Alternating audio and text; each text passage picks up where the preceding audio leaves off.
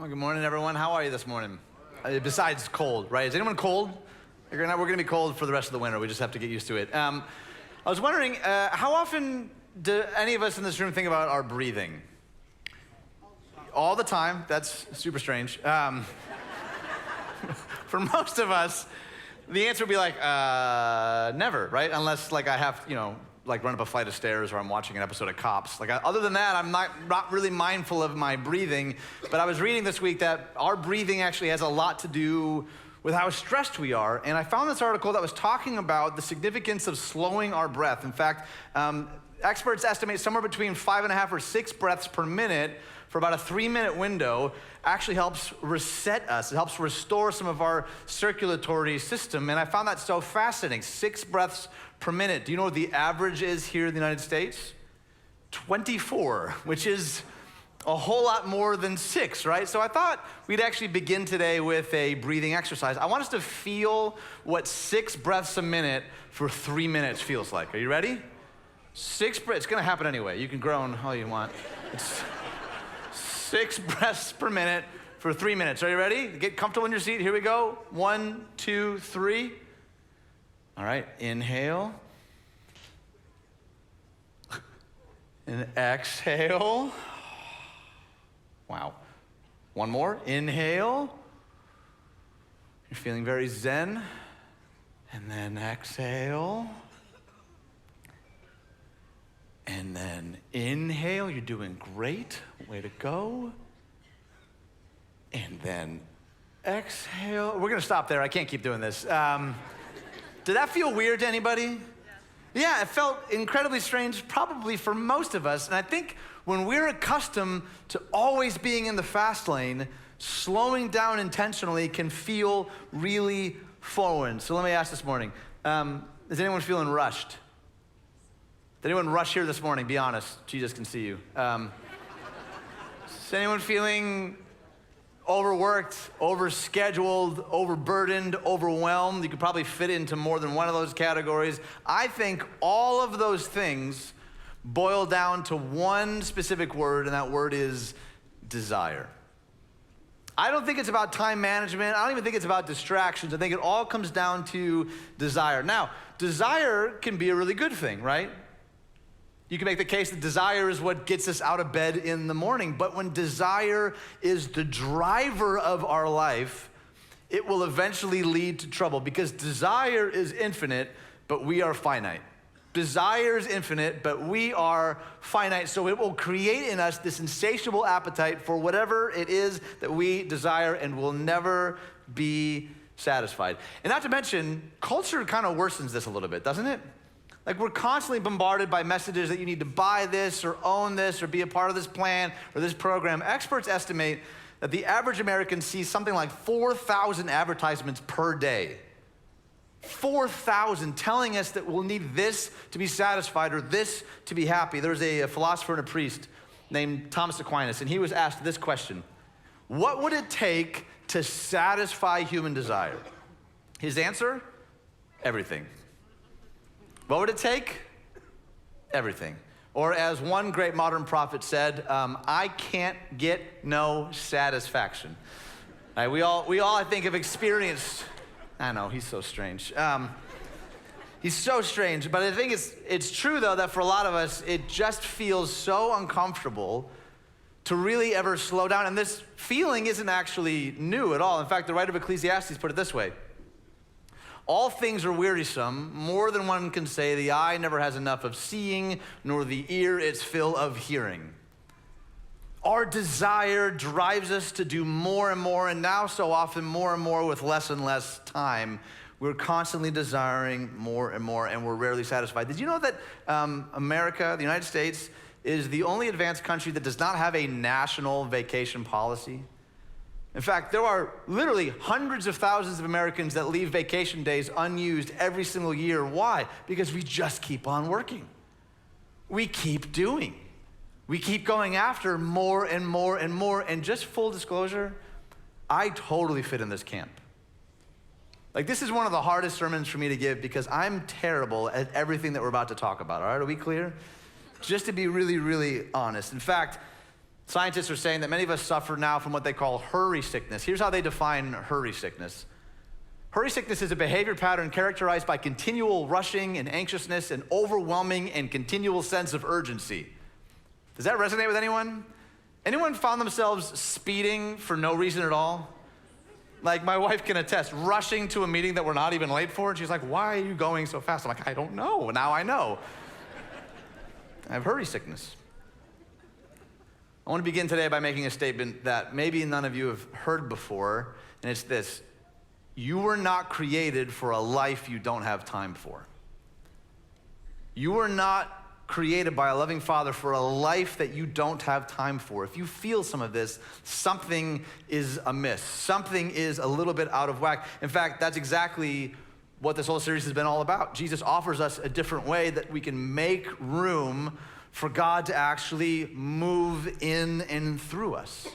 We've been talking about some of the ancient practices that Jesus taught his disciples that we could learn from, practices like repentance and fasting and prayer. And today I want to talk about the word Sabbath. Now, for some of us, Sabbath might be like an outdated term, something that feels irrelevant to today. Some of you might be like, I have no idea what that actually is. But I want you to know that God actually embedded this idea of Sabbath into the very fabric of the universe. If you flip all the way to the left of your Bible, the very beginning is a book called Genesis. And here's how we read the world came into existence. On the seventh day, with the canvas of the cosmos completed, God paused from his labor and what's the word?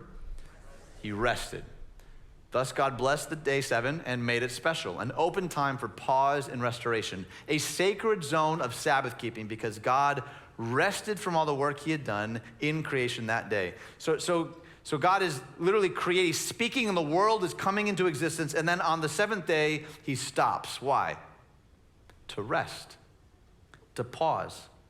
So central to the character and wiring of God is producing and creating, but also resting. We're made in the image and likeness of this God, which means central to our character and DNA is creating and producing, but also resting. Also pausing. This rhythm of work and rest is how we were created to live, and God calls this rest Sabbath. In the Hebrew, it literally means Shabbat, which means to stop. That's the whole definition. Sabbath means to stop, to be still. Now, one of the things that I think is easy to miss in this creation story, if you're familiar, the 7th day is also the first full day for Adam and Eve. So they're created, and then their first full day is a day of rest. So often we think of rest as like recovery from an insane week, right? I just need to crash so I can then go do it again. In the creation account, we see the very first posture for Adam and Eve is a posture of rest and intimacy with the God that made them. They move then from that posture into the world, into creating and naming and developing and cultivating. And this idea of Sabbath is actually like profoundly interwoven all throughout the Old Testament. In fact, there's a list of commandments called the 10 Commandments. They were given to Charlton Heston a few years ago on that mountain, you remember. And in that list, there is a particular note about Sabbath. Here's how Exodus puts it. You and your family are to remember the Sabbath day, set it apart, keep it holy. We'll come back to that. You have 6 days to do all your work, but the 7th day is to be different. It is the Sabbath of your God. Keep it holy by not doing any work. Not you, your sons, your daughters, your male and female servants, your livestock. Like even the livestock get a Sabbath. Your dog needs a Sabbath, okay? Like give Fido a break. Or any outsiders living among you. For God made the heavens above, the earth below, the seas and all the creatures in them in 6 days. Then on the 7th day, he rested. That is why he blessed the Sabbath day and he made it sacred. He set it apart. Does that sound familiar? He's referencing back to Genesis, saying this is the rhythm that we were created for. Now, what I find really interesting is if you read the 10 Commandments here in Exodus, most of the commandments require like just a couple of word explanation, like don't murder. Translation, seriously, don't do it, right? Like that seems obvious. For Sabbath, it takes up 4 verses. It's almost as if God really takes this idea seriously. In fact, during the Babylonian exile, there was this phrase among the Israelites that emerged that read something like this: more than Israel kept the Sabbath kept Israel. Now here's what I think that means. I want you to imagine that you're living in exile. You've been conquered by a people who are utterly opposed to your identity as God's chosen people. Your temple's been demolished. All your sacred artifacts have been taken from you. All the things that set you apart are gone. Sabbath was a practice you could still carry out as a community to remember your distinct identity. The practice of Sabbath did way more than just simply give the Israelites a chance to breathe and rest. It united them in exile. It helped them maintain their distinct identity. God is creating a nation in the middle of all these other empires, and in many ways they look a lot like today.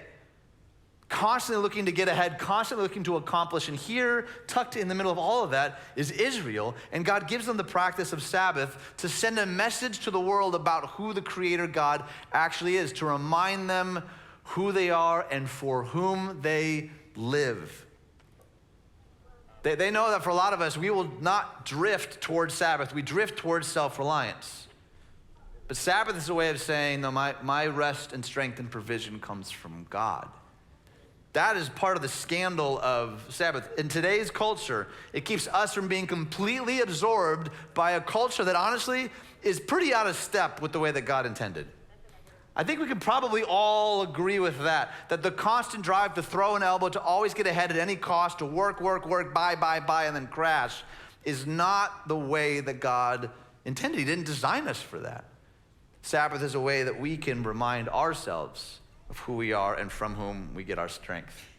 There's a theologian named Walter Brueggemann that I think puts it well. He says, Sabbath becomes a decisive, concrete, visible way of opting for and aligning with the God of rest. So it's not just a day off. It's not just like, it's nice to get a breather. It's way more subversive than that. It's way more countercultural than that. In fact, it's not even just an Old Testament concept. Jesus himself says these words. He says, come to me, all who are weary and burdened. Anyone a little weary or burdened today? Or this season of your life? He says, and I will give you, what's the word? Rest. Take my yoke upon you and learn from me, for I am gentle and humble in heart, and you will find rest for your souls. For my yoke is easy and my burden is light. He says, come to me and I will give you what? Rest, not burdens or lists or some sort of book of philosophy. He says, I'll give you rest. In fact, there's a guy named Eugene Peterson that wrote a brilliant paraphrase, and here's how his paraphrase reads of this passage. He says, are you tired, worn out, burned out on religion? Come to me, get away with me, and you'll recover your life. I'll show you how to take a real rest. Walk with me and work with me. Watch how I do it. Learn the unforced rhythms of grace. I love that phrase, the unforced rhythms of grace. Does that sound like a better way to live than the way a lot of us are living? The unforced rhythms of grace. Now, I want you to think about it in terms of music, right? So in musical composition, every note is played, but then every note stops. And in musical notation, when a note stops, it's called a rest. It's literally called a rest. And you can't, I want you to imagine a composition where just all the notes are played at all the same time, right? It would be awful. It would be unbearable. It would sound probably something a little bit like this. Look at this photograph.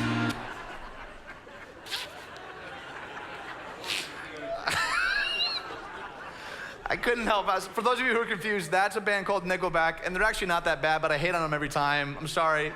I was gonna do Macarena or Achy Breaky Heart or something, but I couldn't help myself. My point is this, in music, a rest is what determines the difference between music and mere noise. And I wonder if it's possible that the same is true for our lives. When we just go and do all the time, it looks and honestly probably feels like noise. And in the first century, when Jesus was saying these words, I think it's easy for us to miss this. These words would have been absolutely revolutionary, because at this time, religion had become really a pretty crushing weight of do's and don'ts, right? It was like a constant pressure to constantly live up, of endless obligations. There was this endless pressure to be good enough and holy enough and right enough. And I'll be really honest with you if I could, I know that so often what drives my insatiable doing, it does come down to that word desire. Because I like being busy. I don't know if that's strange. I enjoy when someone's like, wow, you got a lot going on. Something in my brain is like, yeah, I do have a lot going on, that's true. But the desire thing, the thing beneath the thing, I think, is a desire to feel valued. Somewhere along the way, I picked up that I'm only as meaningful. My worth really only exists unless I can create or produce something. So much of my identity for so long have been wrapped up in how much I can accomplish. And maybe you feel that same way this morning. But whatever that thing is for you, what is the desire that's driving the activity? The fact that we can't sit in our car silent for 30 seconds. We got to turn the radio on right away. That we run from stillness and silence and rest. Well, what is that thing there? Now, Jesus' invitation isn't just to relax either. It's not just about like, hey, take it easy. In fact, I want you just to look at this side-by-side list. Here's restfulness, margin, quiet, delight, enjoyment, clarity, gratitude, working from love. How good does that sound? But what happens in restlessness, we get almost the opposite. Busyness, noise, distraction, envy, confusion, greed, and working for love. Working, God, will you love me? Not realizing that we already have everything that we could possibly need freely given to us in Jesus. But in restlessness, though, I think we miss that. We miss that. Jesus isn't only offering rest, he's offering us a better way to live. A way where we take on his yoke. Now, some of you might be asking, okay, but what the heck is a yoke? I would say that's a great question, City Slicker. Here's a yoke. So I want to show you a picture of a yoke. A yoke was actually a wooden crosspiece, and it was fastened over the necks of two animals, and then it was attached to like a plow or a cart. It was meant to spread the weight of the burden so that the animal could most effectively carry whatever it was supposed to carry or pull. Now note that Jesus does not say, I'm getting rid of the yoke altogether. Jesus is not some like pie in the sky God that is like unaware of our burdens. We have real burdens. We got bills to pay, we got classes, we got work, we got a 401k, we got a mortgage, whatever it is. He knows that we have stuff that we carry. But he says, my yoke is different. He's offering a change of yokes, one that fits. He says his is lighter and easier. He's offering us the life that we were made to live for as Jesus walks with us. I want you to imagine that the yoke is everything that you carry in life. Jesus saying, I see what you're carrying. Let me carry the burden with you. Let me offer a yoke that actually fits. So I want to offer just 4 suggestions for how we can trade sort of our constant rushing for the unforced rhythms of grace. The first is to stop. Some of you are like, wow, what a profound, yeah, that's it. I'm telling you just to simply stop. In fact, the creator of the Sabbath says this in the Psalms. Be, what's the word? Still and know that I am God. When do we know God? When we're still. Other translations read, cease striving. Stop for a second. Be still. Put the phone down. Close the laptop. Turn the TV off. Be still. And most of us, like, we don't like stopping, right? We don't like stopping at work. We don't like stopping in traffic. We don't like stop talking. Some of you are like, tell me about it. I'm wondering if you're ever going to stop. I get it. We don't like stopping. That's the first step to rest. In fact, there's an author and a therapist named Wayne Muller, and he says it this way. Sabbath is not dependent upon our readiness to stop. We don't stop when we're finished. We do not stop when we complete our phone calls, finish our project, get through this stack of messages, or get out this report that is due tomorrow. We stop because it's time to stop. Have I mentioned that I'm terrible at this? We stop because it's time to stop. And not just from work, by the way. Some of you are like, I don't have a job right now, so I am off easy peasy. No. It's not just stopping from work. Listen to the way Pastor John Mark Comer puts it. The Sabbath is an entire day set aside to stop working, stop wanting, stop worrying, and to simply rest in God's presence. That's what Sabbath is for. Like so many of us, and this is totally fine. A lot of us are really great at making to-do lists. What if we made a stop doing list? Keep the to-do list, that's fine. But maybe we need to ask the question, what do I need to say no to in order to say yes to God? What good things are keeping me from the best thing? Because often what we have to stop from are not bad things, they're not sinful things, but they crowd out what God intended for us to live. The second is to rest. Second challenge is to rest. If you think back to Genesis, if God chose to rest and the world didn't fall apart, Is it possible the same might be true for us? Is it possible? Maybe today, honestly, maybe you hear nothing else today. Maybe the holiest thing you could do today is to take a nap. Can I get an amen? Sometimes we need to learn to sleep like Christians. We need to nap sometimes like Christ followers. Some of us just can't actually rest that God, we say that God's in control and then we live like the weight of the universe is on our shoulders. Have I mentioned I'm terrible at this? I think the quality of your rest is determined by the quantity of your trust. The quality of your rest is determined by the quantity of your trust. Do we actually trust Jesus? I love the way that Charles Spurgeon put it. He said, the bow cannot be always bent without fear of breaking. Repose is as needful to the mind as sleep to the body. Rest time is not waste time. It's economy to gather fresh strength. It is wisdom to take occasional furlough, and in the long run, we shall do more by sometimes doing less. Some of you right now, your life is like a bow that is constantly bending. If you don't take a break, eventually you'll just break. A lot of us know this to be true, don't we? If you don't take a break, eventually you just break. Sleep, rest, Sabbath, margin is not waste time. In fact, for those of you who are hyper-obsessive doers, sometimes you'll actually do more by often sometimes doing less. What you cannot rest from, you are a slave to. What you cannot rest from, you are a slave to. That could be a relationship, that could be a device, that could be an ideal. Whatever that thing is that you can't rest from, that you can't hit pause on, owns you. This isn't just work. This is rest from worrying, rest from decision making, rest from technology, rest from hurriedness. Is this starting to sound like a better way to live to anybody? If you're here and you're like, I don't know that I buy all this Jesus stuff or this Bible stuff, that's fine. We're so glad that you're here. Just give Sabbath a try. See if it doesn't actually change your life a little bit.